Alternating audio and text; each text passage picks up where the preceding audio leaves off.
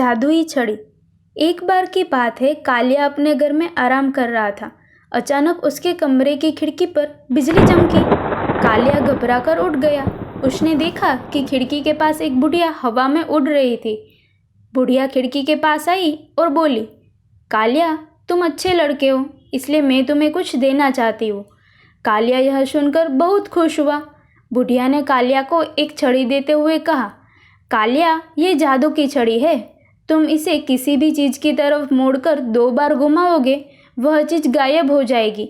अगले ही दिन कालिया वह छड़ी अपने स्कूल ले गया। वहाँ उसने मस्ती करना शुरू कर दिया। कालिया ने स्कूल में टीचर की किताब गायब कर दी, फिर कई बच्चों की रबर और पेंसिल भी गायब कर दी। किसी को भी पता न चला कि यह कालिया की छड़ी की करामत है। जब वह घर पहुंचा तब भी उसकी शरारतें बंद नहीं हुई। कालिया को इस खेल में बड़ा मज़ा आ रहा था। रसोई घर के दरवाजे के सामने एक कुर्सी रखी थी। कालिया ने सोचा, क्यों ना मैं इस कुर्सी को गायब कर दूं।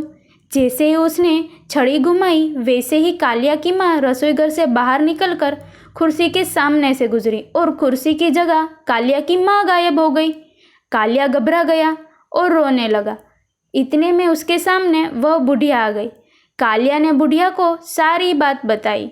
बुढ़िया ने कालिया से कहा, मैं तुम्हारी माँ को वापस ला सकती हूँ, लेकिन उसके बाद मैं तुमसे ये जादू की छड़ी वापस ले लूँगी।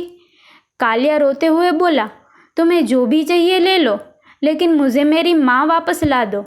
तब बुढ़िया ने एक जादुई मंत्र पढ़ा और देखते ही देखते कालिया की माँ वापस आ गई। कालिया ने मुड़कर बुढ़िया को शुक्रिया करना चाहा, लेकिन तब तक बुढ़िया बहुत दूर बादलों में जा चुकी थी। कालिया अपनी माँ को वापस पाकर बहुत खुश हुआ और दौड़कर गले से लग गया।